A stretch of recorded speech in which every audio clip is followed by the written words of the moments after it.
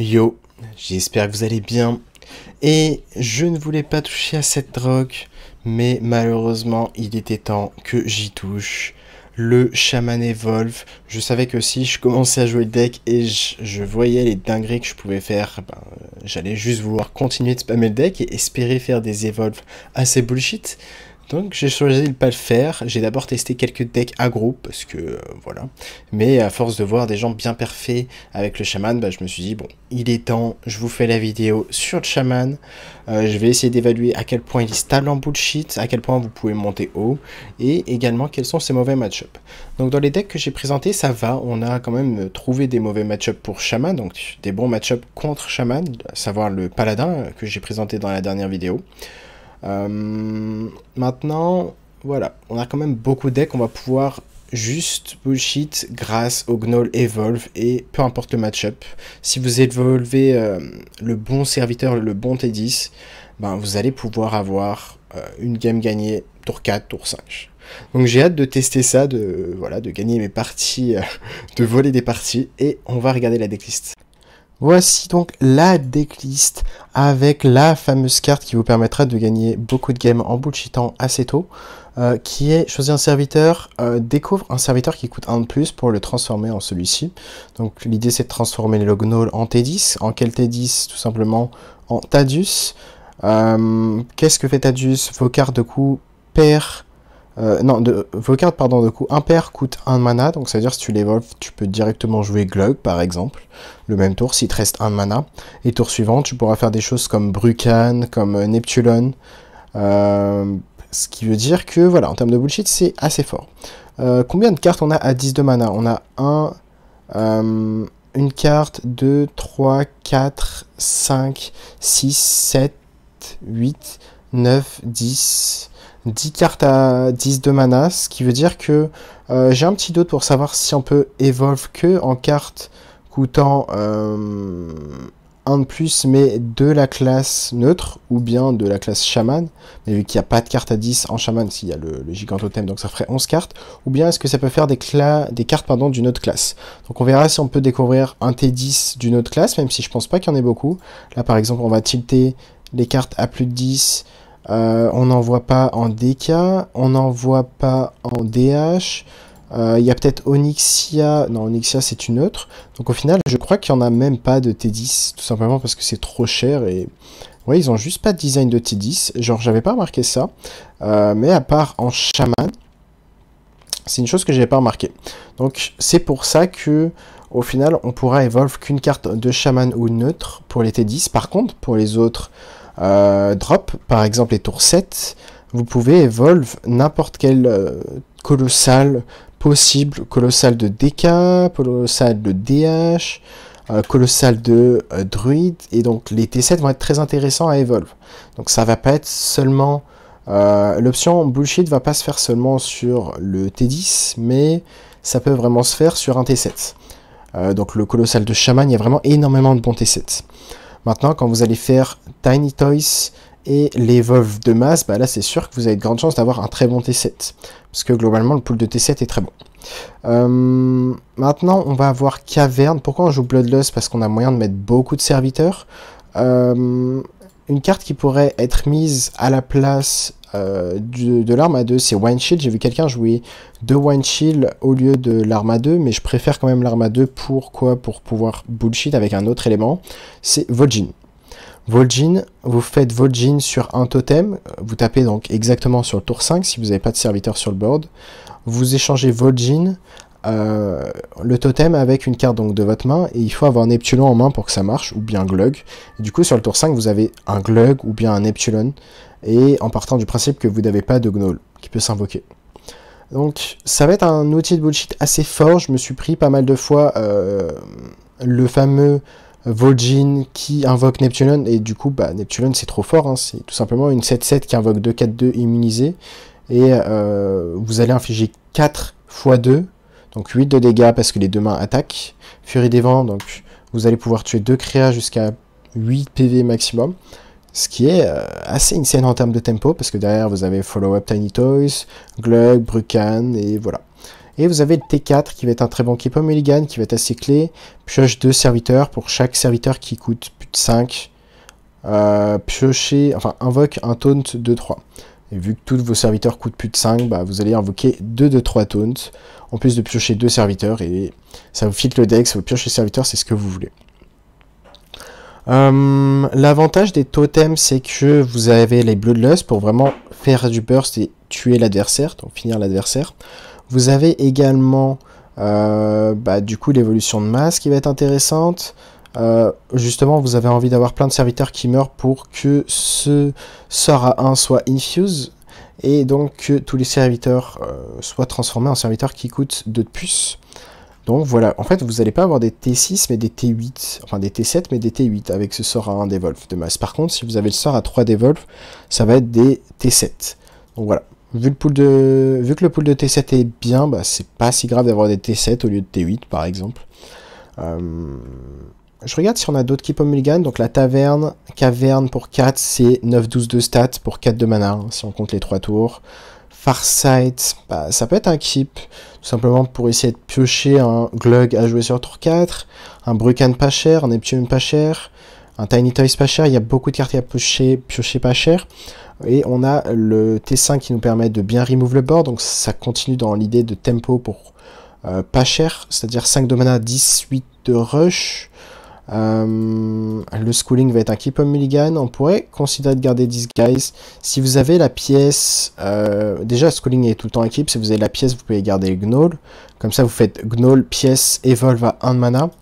Donc ce sort à 1 des Evolve peut se garder également, juste pour Evolve le Gnoll et justement partir en bullshit. Donc on verra à quel point il faut absolument garder cette carte, mais je vais tester de la garder tout le temps. Et je pense qu'on a fait le tour du Mulligan pour le deck. Et on a exploré toutes les possibilités avec le deck. Donc Brucan, pareil, vous pouvez avoir un Hero Power qui change tous les tours et qui peut infliger 6 points de dégâts contre les decks contrôle. À terme, vous pouvez vraiment les proc un petit peu. Et si vous êtes contre guerrier contrôle, même s'il y en a peu, ben, le fait d'avoir plein de petits serviteurs, des totems, ben, il ne pourra pas tout le temps tous les gérer parce qu'il a un nombre limité d'AOE. Et donc Bloodlust peut vraiment finir l'adversaire. On va maintenant se retrouver en game. On est contre un démoniste. Démoniste, c'est un match-up, on peut s'attendre à du aggro, on peut s'attendre à du contrôle. Attendez, je vais vous mettre le tracker. Ok, j'ai juste gardé le sort à 4. Donc on peut s'attendre un peu à tout. Donc il y a une version un peu OTK, enfin, toujours démomine, hein, qui reste très fort. Et démoniste, c'est un peu plus aggro. Donc là, on s'attend plus à une version démomine. On n'a pas grand chose à faire. Ce qu'on aurait aimé piocher, c'est le lieu. Le lieu peut vraiment se considérer en tant que keep. Farsight, on a dit, bah, sans la pièce, ça va être un keep. Hein. C'est sûr à 100% que Farsight, on veut le garder sans la pièce. Bon, on l'a pioché sur 3, on a quelque chose à faire tour 3. Et Brucan, qu'on va pouvoir jouer sur 5. Donc voilà, ça fait partie des bullshit possibles. Bien sûr, contre des momines, ça va pas trop l'impacter, mais quand même. Ok, on va faire ça dans tous les cas. On s'attend à un pièce-arme très souvent. Ce pièce-arme, et peut-être qu'il va pas prendre de trade. Je pense que c'est ce qu'il y a de plus probable.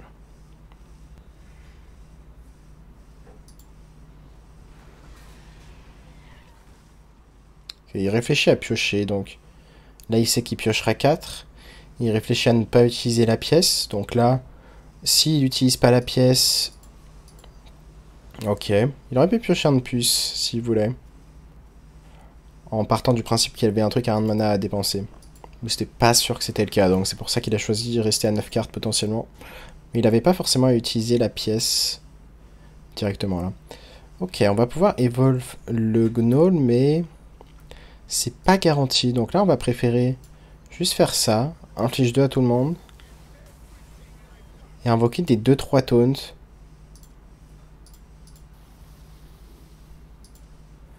L'avantage des 2-3 taunts ici, c'est que on espère qu'il y en a une qui meurt. Comme ça, ce sort à 1, on va pouvoir evolve de masse, donc il sera infuse. Et dans l'idée, on veut vraiment le sort à 1. Je pense vraiment que ouais, ça va être un keep tout le temps mulligan. On est content qu'il n'ait pas eu l'arme hein, quand même. Attendez, on va la dévolve cette mine. Cette mine, pourquoi on va la dévolve? Eh bien, ça va être assez simple. Est-ce qu'on a envie de faire schooling juste pour 2-1-1?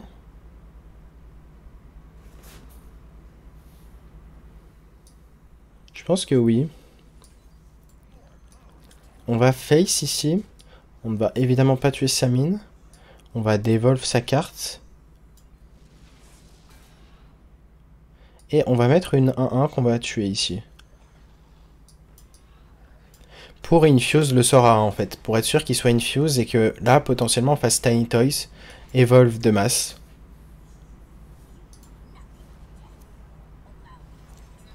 Ok, est-ce qu'on va avoir envie de Glug prochain tour?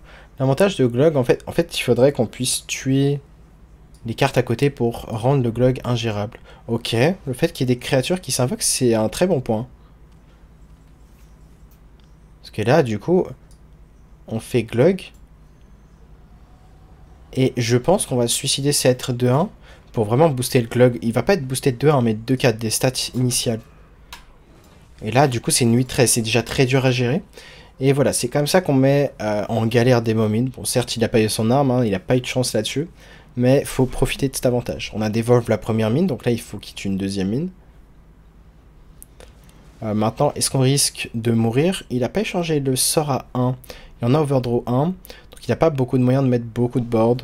Et vu qu'il n'a pas réduit le coût de pardon, le coût de son deck. Ok, là, il a défaussé une arme. Et vu qu'il n'avait pas réduit le coût de sa main, il n'allait pas pouvoir nous OTK. Donc ouais. Je sais que quand je jouais contre Shaman Evolve, je galérais déjà pas mal en tant que démo mine. Mais c'est sûr que si t'as pas l'arme, ça va être dur. Mais des fois, même quand t'as l'arme, ça suffit pas. Hein, parce que bah, le deck, en fait, est très rapide. C'est pas intuitif au début. On voit, on joue quasiment pas de serviteurs pas chers. On joue pas un deck aggro. Mais on joue des Bloodlust pour finir l'adversaire. Et on voit la pertinence. C'est juste, on aura très souvent beaucoup de board. Et nous voilà contre un Mirror. Fallait s'y attendre, hein, qu'on allait affronter des Mirrors. Maintenant, on va essayer d'avoir un aide sur le mulligan qu'on fait. Bon, on a la préscience qu'on a envie de garder. Est-ce qu'on a envie de garder la caverne? Je pense pas que la caverne soit pertinente. Ça aurait été dans le Mirror de match-up tempo, un peu plus board-centrique. Ça aurait été pertinent, mais là, c'est pas le cas. Là, vraiment, on veut prendre de vitesse l'adversaire et la caverne devient limite trop lente. On va jouer le Mugpool ici.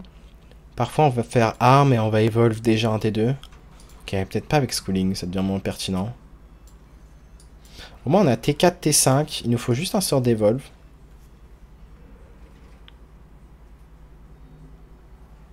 Le seul problème c'est que vu qu'il a eu schooling sur 1, il peut gnoll, pièce, evolve, et on aura perdu la game s'il a le Tadius. Yep. Ça fait partie des... Enfin, c'est pour ça qu'il faut avoir la coin en mirror. Bon là c'est une 8-8, ça va, c'est pas fini, mais ça reste chiant. On a un taunt, le taunt est une bonne chose. On va evolve maintenant. On n'a pas besoin de tous les stacks dans tous les cas. Donc là on s'attend ouais, à ce qu'il fout un peu le board.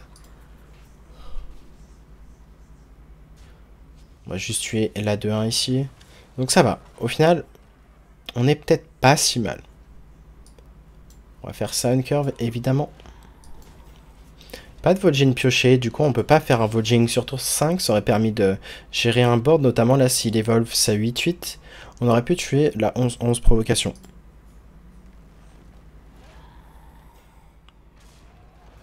Ok, est-ce qu'on a envie de faire la rush ici? Je pense pas, hein. Je pense qu'on préfère rester sur ça.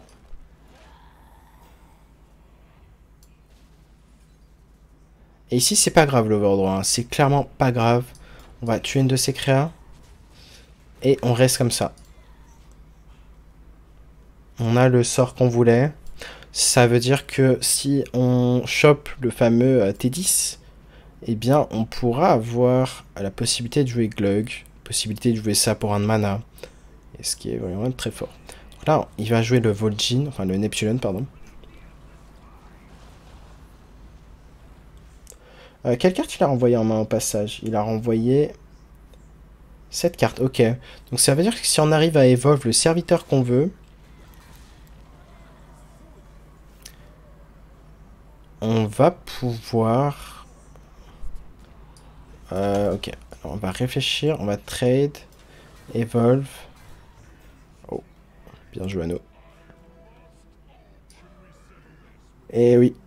Et du coup là, on va faire ça. Faire ceci. Qu'est-ce qu'on a envie de tuer ici? On va tuer peut-être plus ça. On aurait peut-être dû faire ça avant. Le Vol'jin avant. Est-ce qu'on a envie de faire le Vol'jin? Je pense qu'on va faire le Vol'jin, ouais.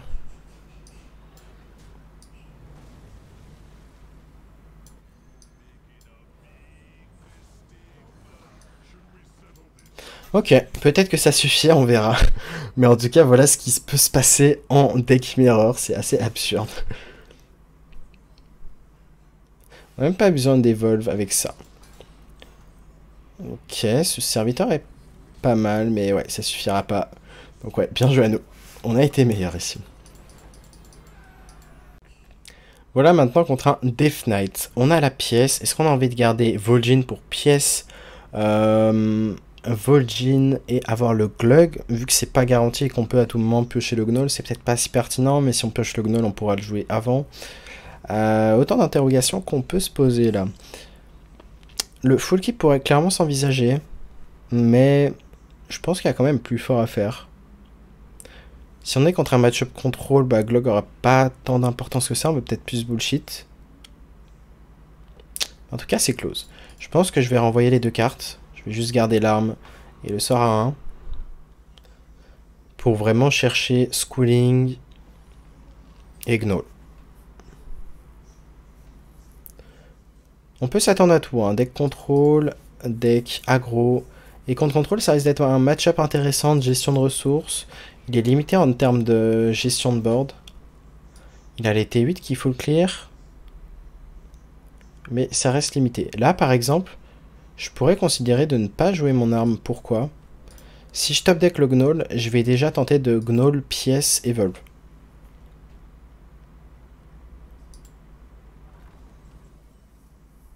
Ok, est-ce qu'on le fait vraiment? Je suis pas sûr. Ça pourrait se considérer, mais ici, je vais plutôt choisir l'option de garder la pièce. Ouh, c'est tentant cette 3-4. C'est tentant, mais non, je garde la pièce. Pourquoi je garde la pièce? Pour faire une vague d'evolve le plus tôt possible. Si possible, tour 6. Pour tourner autour de l'AOE à 8 de mana. Donc là, on va jouer le Gnoll. On va essayer de l'evolve. Ok, on l'a pas eu. Mais 7-8-8 est vraiment pas mal, hein. C'est peut-être la deuxième meilleure carte parce que bah, il a un moyen de gérer une grosse créature. Mais par contre, ça, une 8-8 qui invoque une 8-8, c'est très chiant pour lui. Ça lui nécessitait 2 cartes de gestion de single removal. Il va pouvoir la value trade à 3-4, mais ça c'est pas grave.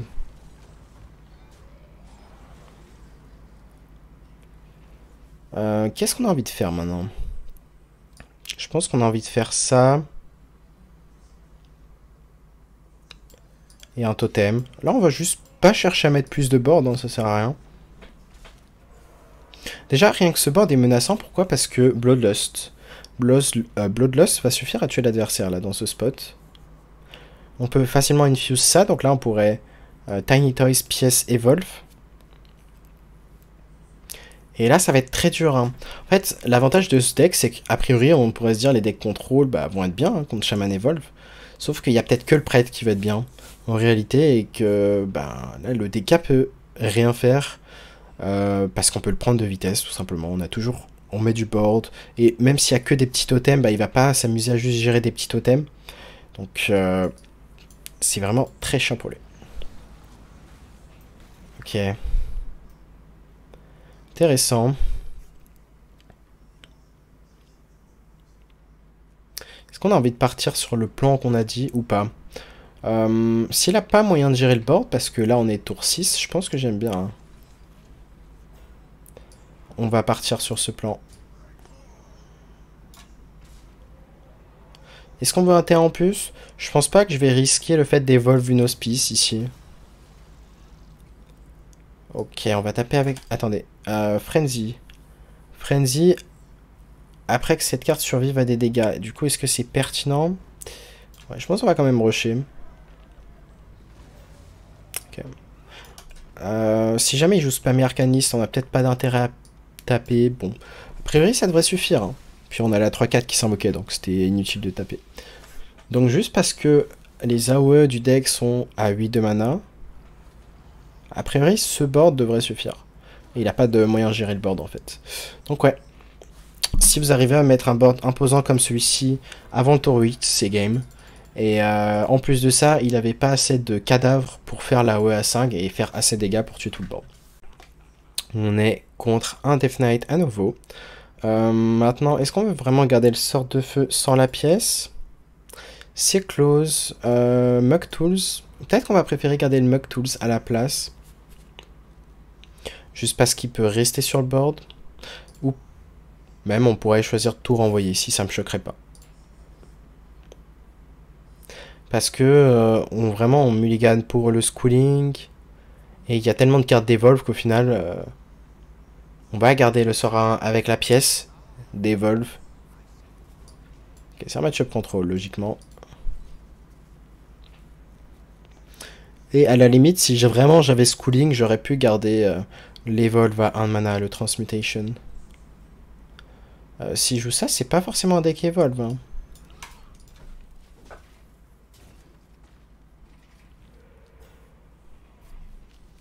L'arme piochée sur 2, tel un bon joueur. On va avoir une bonne curve ici à base de triple 1-1. Ça, c'est la curve parfaite des cas. Hein. L'œuf sur 1, pièce lieu sur 2. Au moins, on a pioché ce sort qui va être pas mal. On a quand même moyen de bien gérer le board un petit peu au moins. Et on va taper face avec le totem. Et c'est tout. Là, on s'attend à piocher quoi? On s'attend à piocher... Bah, on peut piocher tous les serviteurs possibles. Mais si c'est en effet un match-up aggro, on va préférer piocher des cartes comme Vol'jin. Il n'y a pas de Vol'jin ici. On va tuer 7 de 2. Et le sort à 1 est déjà Evolve. C'est-à-dire qu'on peut avoir des T4, T4, T3. Peut-être qu'il fallait quand même garder Starm. Pourquoi? Parce qu'en cas de top deck Vol'jin. Enfin, après, on va pas Vol'jin vu qu'on a 2 Gnolls. Là, on est dans la situation, on a trop de serviteurs en main. Donc les chances de ramener Vol'jin sont assez faibles. Mais c'est bien une version Blood Control, donc qui a bien châté d'avoir une sortie tempo incroyable contre nous.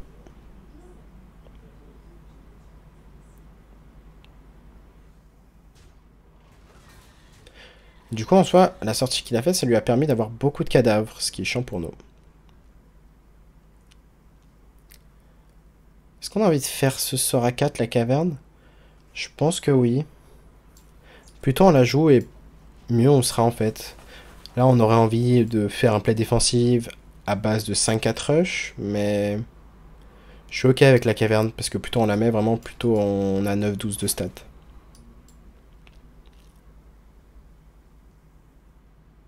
Je pense pas qu'on la gagnera cette game. La sortie est juste trop lente et en face c'est trop rapide. C'était la meilleure sortie possible en termes de tempo.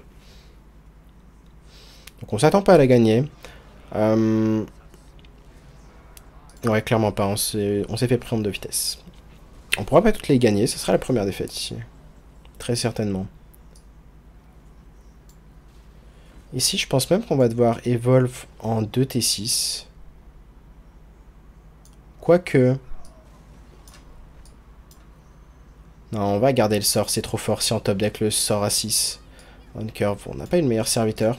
C'est trop fort en fait de ne pas le jouer maintenant. On pourra pas le jouer on curve parce qu'on est en surcharge. Et du coup, on pourra pas faire un gros board avant le T8 adverse, ce qui est problématique.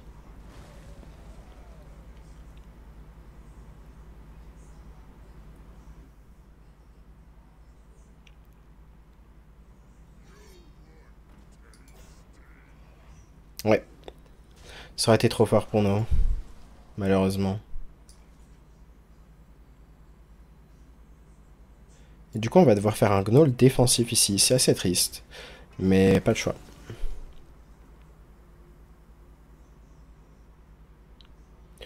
Au moins, tu sais rapidement quand les games sont gagnés ou perdus. C'est l'avantage du deck. Bon, il y a des games un peu plus close quand même. Mais vers tour 5, tour 6, c'était souvent bien fixé. Là, il a déjà trop de cadavres et puis on va être tour 8. Donc, complexe. Et on va concede sur ce top deck. On peut juste s'amuser à essayer d'évolve quelque chose, mais bon. Evolve. Evolve.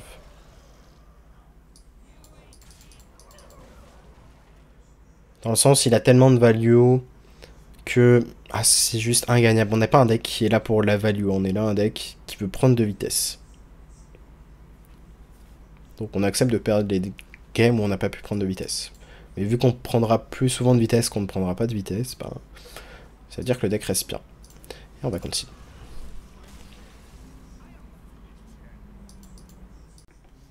Shaman. Et on a la pièce cette fois-ci. On est très content d'avoir la pièce. On va garder un seul schooling.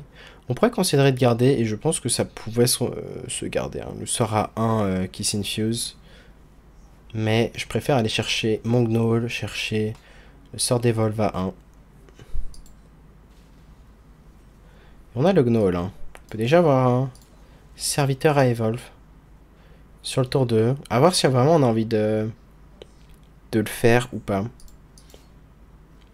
Parce que c'est pas déconnant. En fait, le fait de perdre la pièce, c'est quand même un paramètre assez important et assez chiant.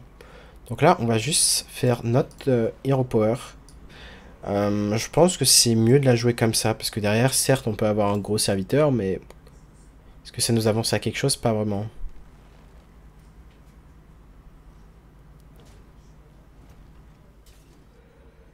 Alors que save la pièce, là, ça devient intéressant. Voyons ce qu'on a ici. Onyxia, et on va jouer un Piranha.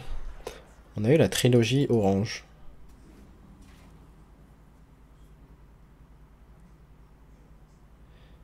Donc là, on pourra pas pièce Vol'jin, malheureusement. Mais on pourrait considérer de pièce Command of Neptulon. J'aime bien. Pour déjà reprendre le board. Lui empêcher d'avoir un Vol'jin sur ses propres créas. Bon, vu qu'il a il a triple Piranha en main, il allait pas tenter Vol'jin maintenant, mais bon. Il pourrait tenter un Vol'jin défensif sur notre 8-8. Bon, ça serait la tristesse pour lui. Ok, il va tenter nos Aerols. Mais vu qu'on a Vol'jin nous-mêmes... Ok, pas de Tadius. Ah, Neptulon, en fait, c'était la pierre. C'est vrai que Neptulon, c'est de loin la pire, là. Donc on a même sûrement perdu sur ce Neptulon. C'était... En fait, Tadius, c'était ok. Je pense pas qu'il avait beaucoup de choses à jouer. Et du coup, là, on a déjà plus de board. On s'est fait vraiment comeback. C'est très rapide avec ce deck. Et on va concede sur ce comeback. Donc, certes, vraiment, le mirror peut paraître assez débile. Hein. Là, ça servait à rien. On aurait pu tenter Neptulon, peut-être. Ouais. C'était là où t'as tenté. Il n'y avait que Neptulon qui nous sauvait. Il fallait le tenter. C'était une chance sur 10. On est maintenant contre un Demon Hunter. On peut s'attendre à vraiment tout. On va garder donc la Prescience. Mugpool, ça me va la garder aussi. Et Caverne aussi. Tout simplement parce qu'on va très souvent Mugpool sur 1. Oh, schooling intéressant. Changement de programme. Du coup, on préfère faire schooling sur tour 1. Parce qu'on affronte un deck aggro en plus de ça. Donc là, on va souvent tuer la 1-3 sur tour 1. Enfin, tour 2.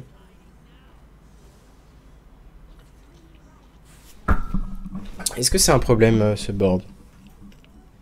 Je pense pas. Quand je dis c'est un problème, ça veut dire est-ce qu'on a besoin de pièces ici?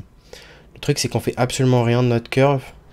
Si on pièce là, donc on va juste pièce caverne qui est bien plus fort.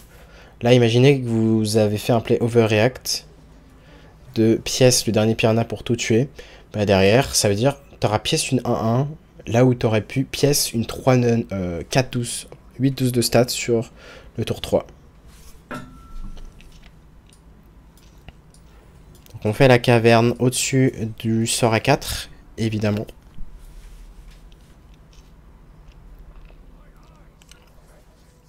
La tempo est très chiante là. Hein.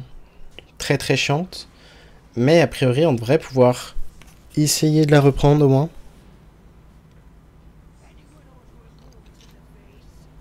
Mais c'était de loin une des meilleures sorties possibles de son deck. Allez. On sent que le bullshit peut arriver prochain tour là. Est-ce que vous le voyez venir? Est-ce que vous le sentez?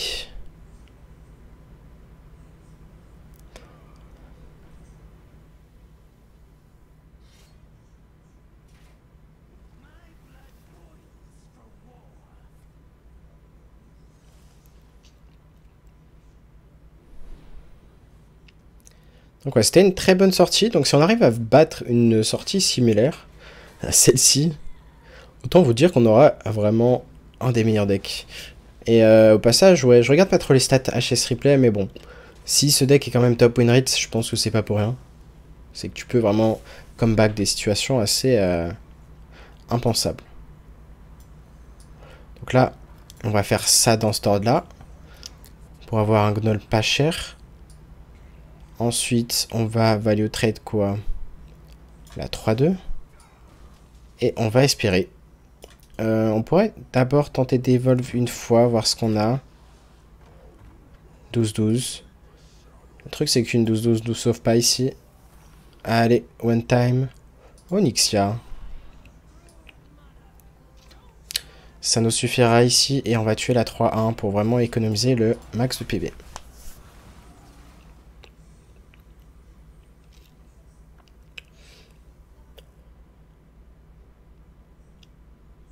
Plutôt qu'Onyxia, on aurait largement préféré avoir la 8-8 rush, mais bon, on ne choisit pas. Et si on avait eu... donc Tadius, le taunt, déjà c'est une provocation, mais on aurait pu invoquer Glug, et du coup Glug aurait été ingérable, et on aurait juste gagné la game sur le spot. Et donc, statistiquement, on avait quand même de grandes chances de gagner la game sur le spot, c'est ça qui est assez incroyable. On a 6 PV, on est peut-être déjà mort prochain tour. Peut-être, peut-être pas, on ne saura pas.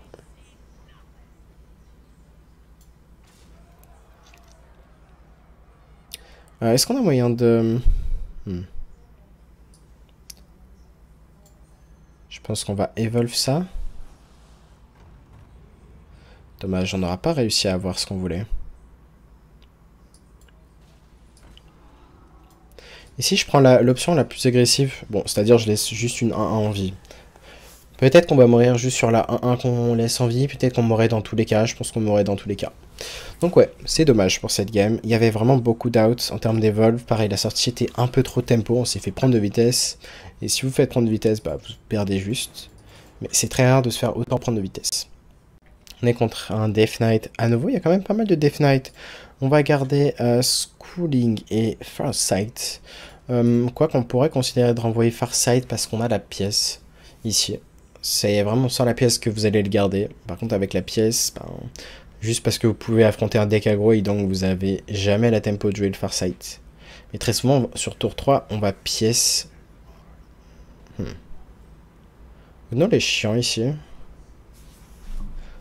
On va juste faire le mug pool ici. C'est pas sûr qu'on puisse deux fois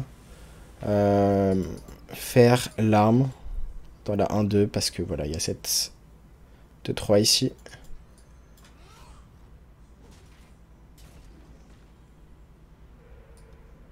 Ok, fallait pas un serviteur dans lequel il pouvait suicider sa 1-1 charge.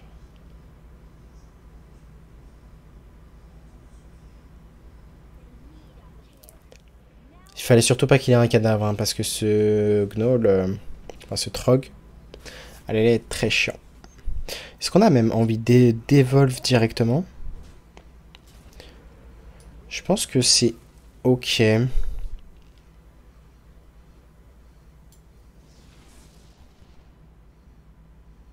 Ah. La 3-2 est pas un peu horrible? J'ai l'impression que la 3-2 est horrible, parce qu'il va avoir du coup des 1-3 boucliers divins. S'il a la curve parfaite. Je crois bien, hein.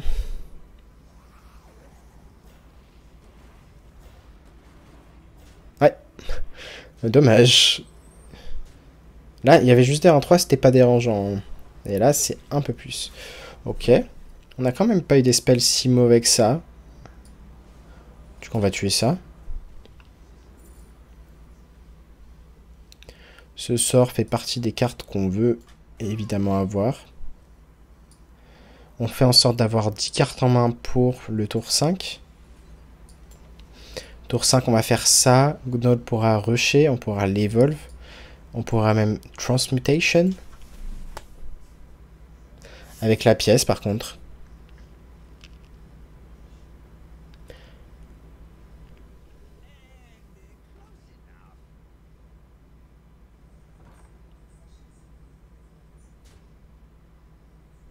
Mais ouais, le play de Devolve sur tour 3 était bien, je pense, parce que... en fait, tu peux plus Devolve quand les 1-3 ont été joués, parce que ça fait triple tour 3. Ce qui est plus menaçant que juste des 1-3. On va jouer le top deck ici, pour pas lui donner l'info de la carte qu'on a découvert.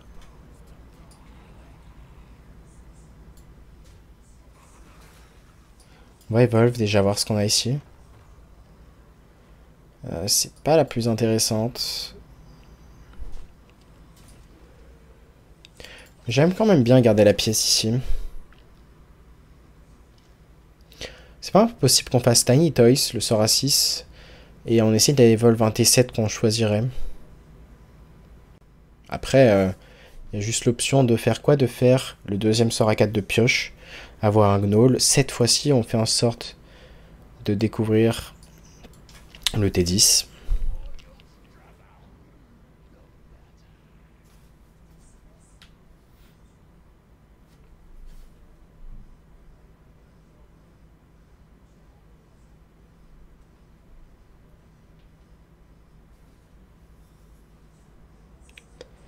Quels seraient les sorts dérangeants?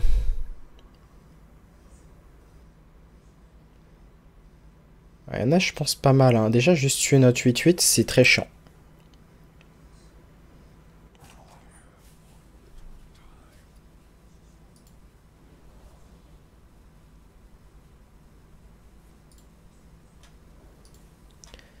Il va la freeze. Est-ce que c'est chiant? Au moins, on reste assez haut en PV, ce qui est une bonne nouvelle.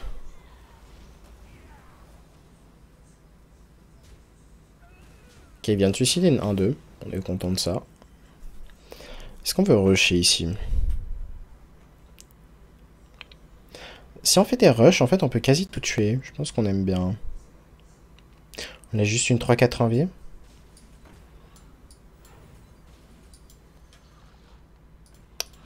On le fait, hein. On est contre un deck aggro qui a plus que 2 cartes en main. Ce qui peut devenir dérangeant, bah, c'est s'il a le T7. Non, c'est un T8. Le T8 est dérangeant parce que ça flotte le board, en fait. On va se faire reprendre le board et... bah, à moins d'avoir un Devolve pour les transformer en T0, parce qu'il va invoquer des T1 rush. Ça risque d'être la merde. Ok, déjà ça diminue ses chances de l'avoir en main, il n'y a plus qu'une carte. 7-8-5 va être Evolve, à moins qu'il la tue. Je pense pas qu'il va trade, hein.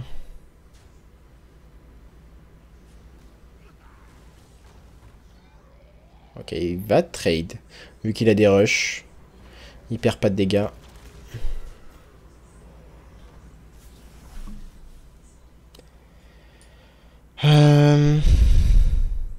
Compliqué le spot.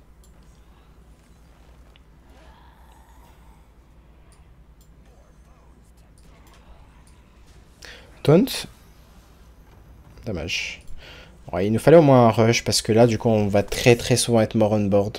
Juste sur le Sora 4, on est mort on board. S'il y avait un rush, on n'était pas mort. Donc, les outils de... enfin, les possibilités de rush, il y avait Neptulon, 8-8 rush Onyxia, 8-8 rush Herald d'Agonie. Il y avait le taunt, donc Tadius. C'était 4 out pour nous faire rester en vie ici. Bon, on n'a pas l'air d'avoir l'étal en tout cas. veut dire que là, si on reste en vie, on a accès à Brucan prochain tour.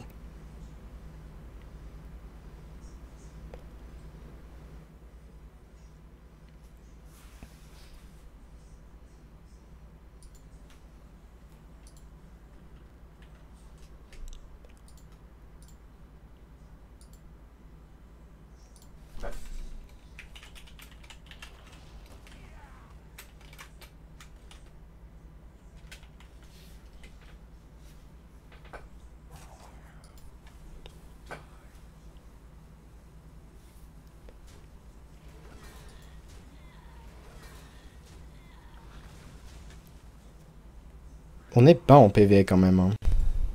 Mais il est en all-in. Il est en all-in, mais nous avons Brucan. Inflige 2 pour sûr. Je pense qu'on préfère le board.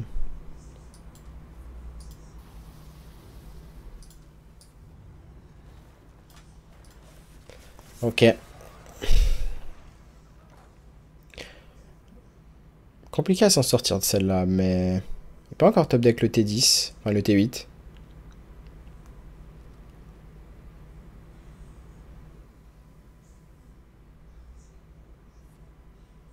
Et il n'a pas le T10. T8, on va y arriver.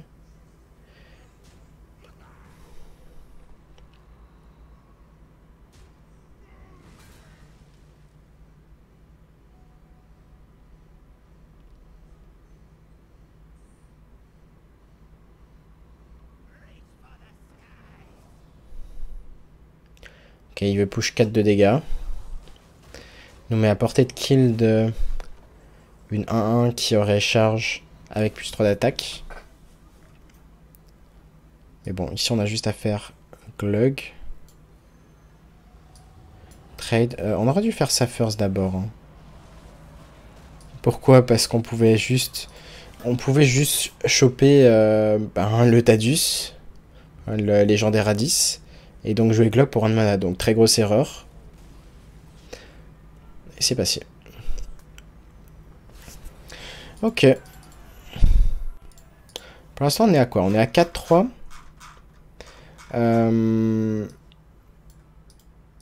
Est-ce qu'il y a eu des match-ups compliqués? Bah, on a affronté le DH. Je pense que DH, vraiment, on peut le prendre de vitesse très facilement.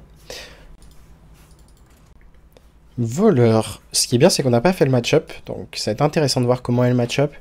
Le Sora 4, ça me paraît fine équipe. Après, on pourrait se dire qu'on part vraiment en all-in pour bullshit grâce au Gnoll.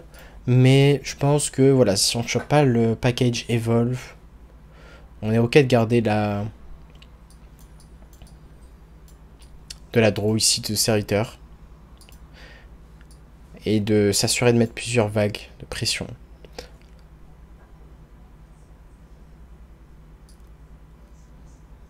On va pas forcément jouer ça sur 1. En fait, on va compter. Si on la joue 5 cartes en main. Derrière, tour 6, on aura 6 cartes. Tour 7, tour 3, pardon, 7 cartes. Tour 8, 8 cartes. Plus pioche, du coup, 9. Ouais, on peut la jouer en vrai. Pourquoi on peut la jouer? Parce qu'on ne veut pas faire Gnoll, pièce et Volve sur le tour 3. On préfère faire les sorts à 4.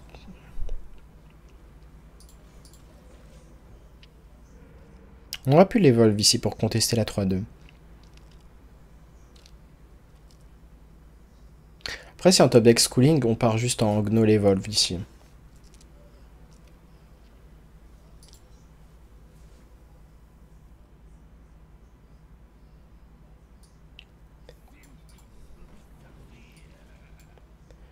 Ça me paraît pas choquant de faire pièce ça ici. Oh. Est-ce qu'on respecte le plan ici? C'est close, hein. Mais non, je pense qu'on reste sur ça. Comme ça, le tour suivant, on repioche. Et le début du tour suivant, donc le tour 5, on aura un Gnoll à 1 mana. On pourra ensuite faire Schooling, deuxième Gnoll à 1 mana. Bon, après, on n'a qu'une seule Evolve. Donc là, ce qu'on aimerait piocher, c'est n'importe quelle carte d'Evolve, en fait. Pour pouvoir Evolve 2 Gnoll. Ce qui est bien, c'est qu'on va filtrer absolument tous les serviteurs du deck. Donc on espère ne pas top deck de serviteurs parce qu'il nous en reste que 2. Et on veut s'assurer que ça soit le plus efficace possible. Comme ça on invoque 2 taunts en plus de ça. C'est un Shadow Step. Logique. Très bonne draw du coup.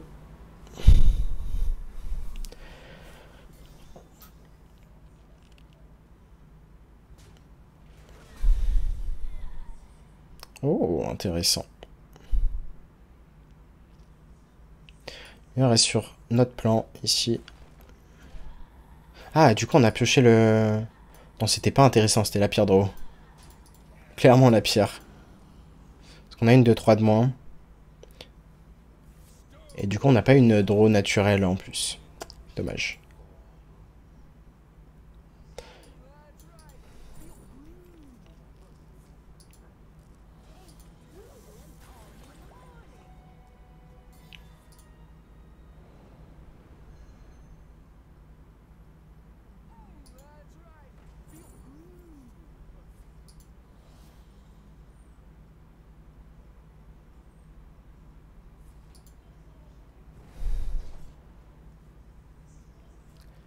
Est-ce qu'on va pas juste faire le sort à 5 de rush ici?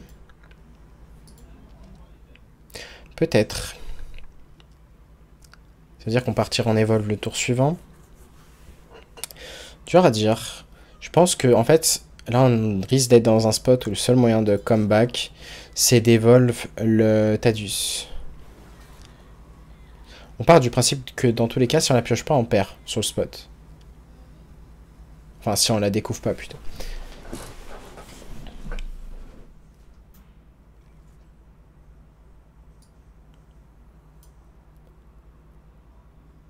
Je pense que cette idée me va.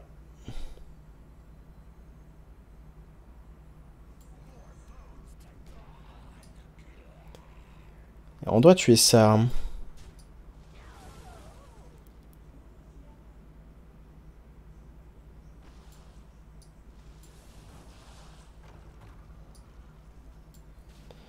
Malheureusement, ce n'était pas la carte espérée ici.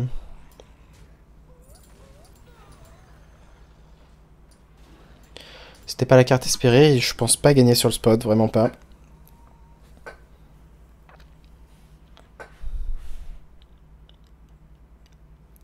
C'était trop rapide. Edwin 14-14 plus... Bah, ça faisait globalement 18-18 de stats, plus une 1-4 qu'on n'avait pas le choix de gérer, donc ça faisait l'équivalent de... Ouais, 19-22, plus un 3-2. 22-24 de stats. On n'était pas loin, hein. C'est-à-dire que là, un Tadius, et on arrivait à revenir un peu. Mais malheureusement, là, ça m'a l'air un peu compromis. Est-ce que Vol'jin peut nous aider? On va voir. Parfois, il peut nous sauver.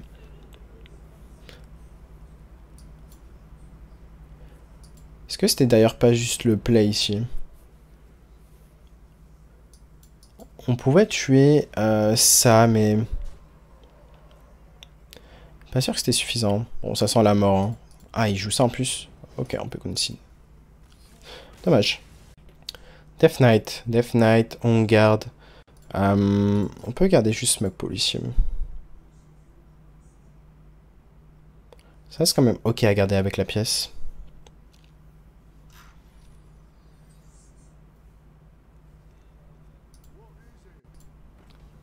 Ouf. Paysan sur 1, est-ce que c'est game? Peut-être bien, hein. Et on joue pas le Mark Pool sur 1. Vraiment, l'idée c'est de piocher le Gnoll sur 3 et de l'évolve. Est-ce qu'on peut piocher une petite arme à 2? Parce que on soit dans ce spot, on peut se dire ouais c'est qu'une 2-1, mais non. Là, si on ne tue pas cette 2-1, maintenant, on a très souvent juste perdu la game là tout de suite. Et je pense que ça va être le cas ici.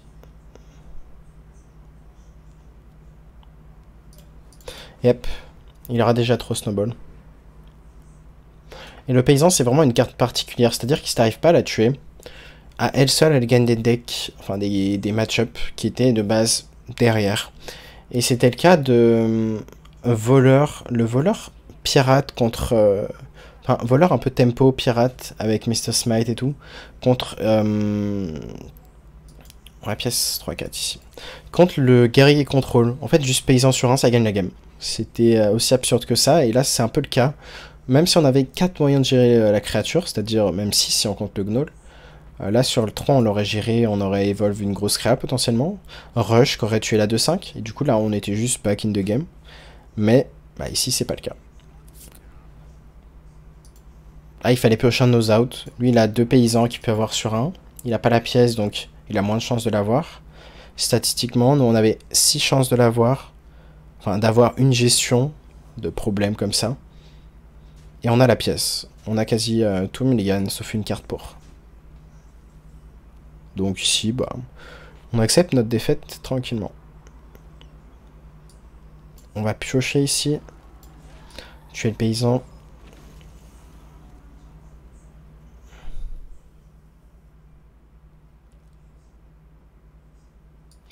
Et c'est pas impossible, hein, comme on a dit, même si on est ultra derrière et que la game semble pliée. Là, il suffit juste d'evolve Gnoll Antadius. On avait, il y a 10 serviteurs ou 11 serviteurs. Donc une chance sur 10, une chance sur 11. Enfin, 3 chances sur 10. Ça arrive dans à peu près 30% du temps. Donc 30% du temps, on pourra jouer Glug.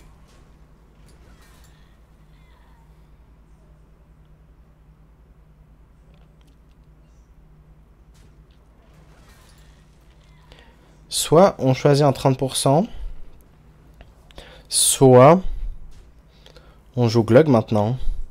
Enfin, on tente de jouer Glug maintenant. Avec Vol'jin. C'est un 50-50 en fait.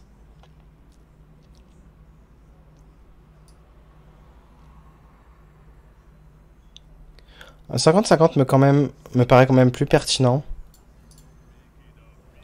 Ici.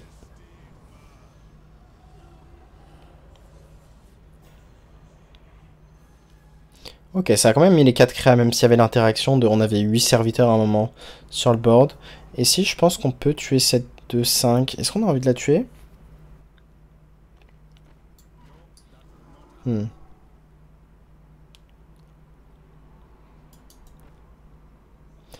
pas en vrai. Je pense qu'on va préférer tuer ça. Et c'est un 3.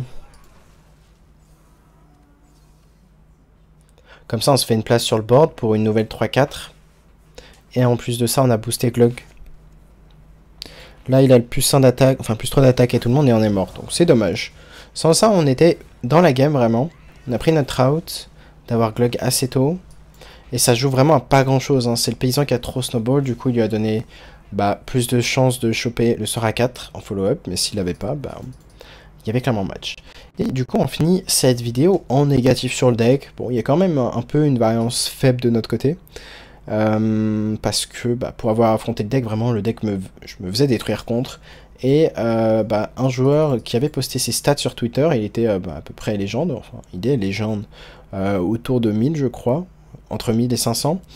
Et il a fait 22 en stats, donc je pense qu'on était quand même clairement dans la variance faible. Certes, il y a eu quoi? Il y a eu un seul mirror. Mais sinon on était quand même dans la variance faible, dans ce qui s'est passé là, sur le faible échantillon. En tout cas, j'espère que vous avez aimé cette vidéo. Je vous dis à très bientôt pour une nouvelle vidéo. Et tchuss.